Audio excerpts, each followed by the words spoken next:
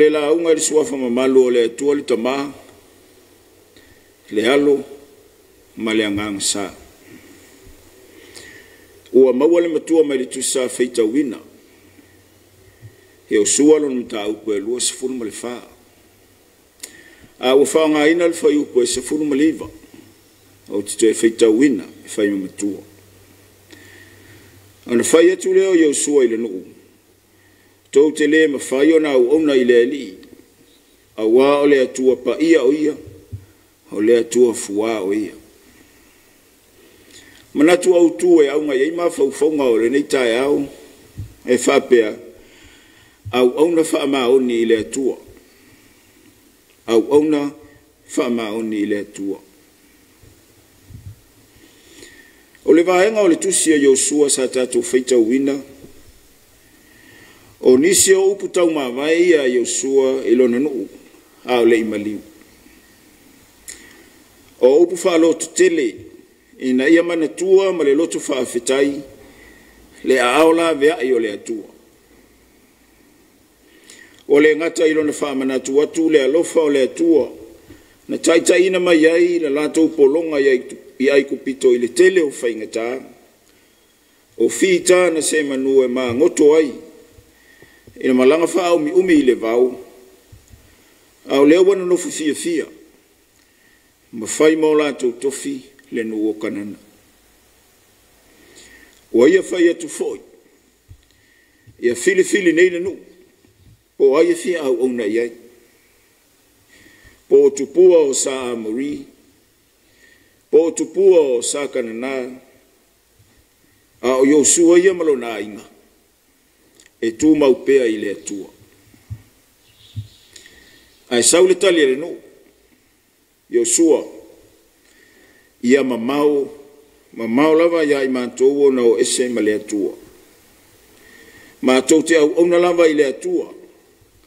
a wā o ia o lo mātou atua o ia na au mai ai mātou mai le nuu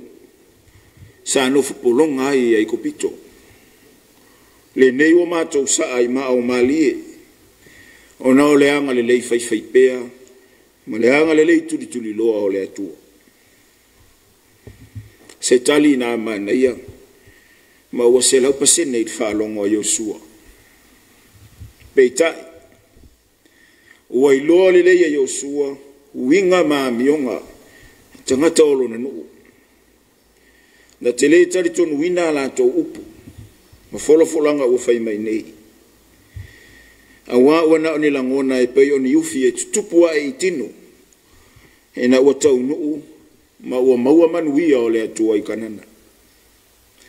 wa atu lasi foi ona fola ma tau tino i teimi o le malanga o le amatou faia o le amatou whamaoni mausi o sitai a e toi foi lava i le o langa whemomo wai e io e nei e na solo le lei ma tali mai le atua e o latou manao a e whaafiti e na ua vaaia whaingata le ala matua wha losi lea o ana upu tou te le mawhai ona au ona i le ali a wā o le atua e paia o le atua fuā e le taulia le au ona na upu e le au ngafu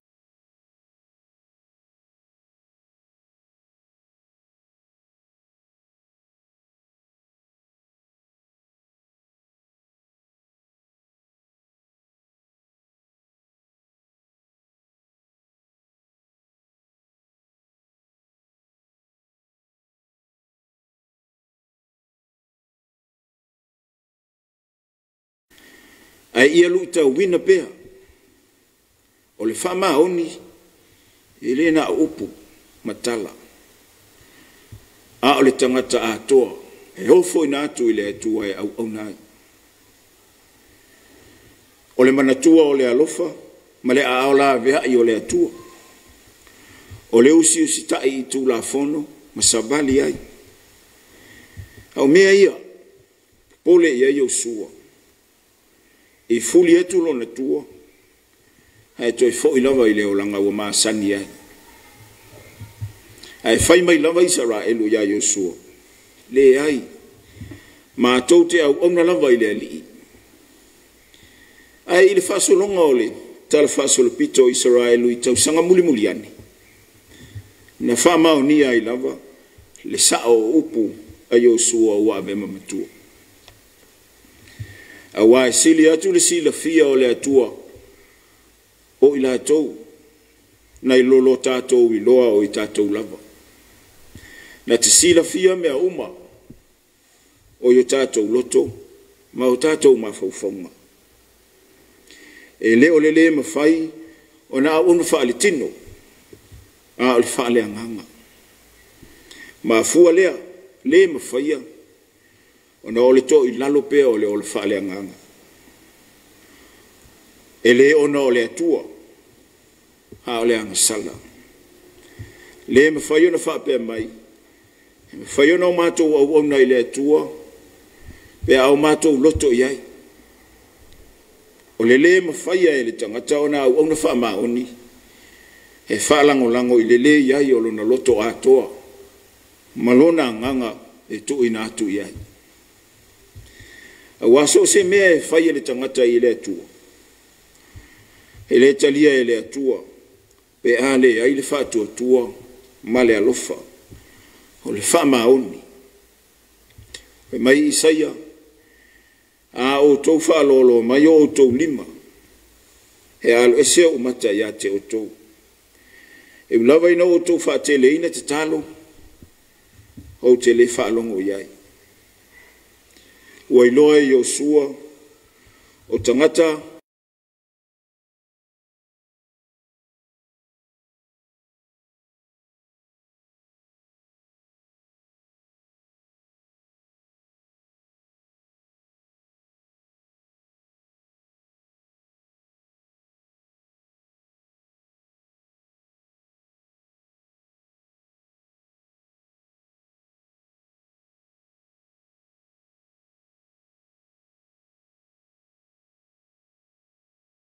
na whaatua tuanga. A al wha maoni, le sile wha malama. Malama ilwa iatu, le tangata ilo na atua. E matua sa ilinga tafo i tangata wha maoni. E peifo yo Israelu, na le whaingo fie. Talia leo la whaingo fie, e au ngatae whaatino, le wha maoni i le atua. Alfa manatu le nao le nei tae au sa mo tātou. A wala usulu tātou o tuno i fe au mga luenga o le nei aso.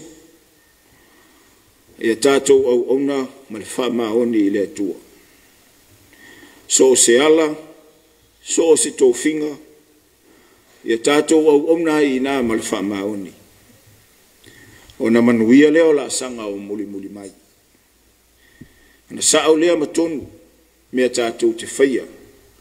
tono o tātou wainga, o tono o tātou nuu, i lau ngā luenga, ai maisele e kālisia. O le au nanga, e lena o se aso,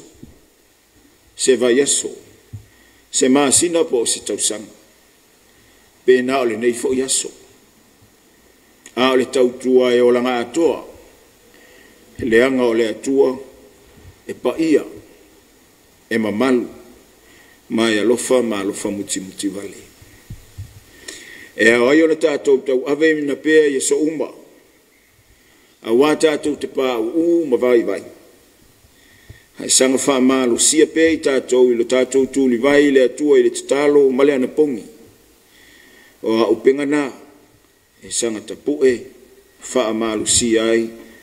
lo tātou wola au ona i le atua. Mana tualo na alofa le mawai,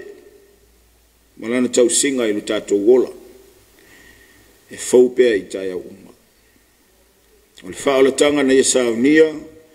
mo lo tātou whaolatanga, o lo na wha maoni le nā mo i tātou. Na ia saunia ai, e na ia manuia le lalolangi atoa. Manuia whiau mga aluenga, o le a whaasanga iai, le tātou watu nuu, e le nei tae au. me se fo il fenga yai ma fianga hol fama ono Yesu amen la tatou pese il pese wa saunia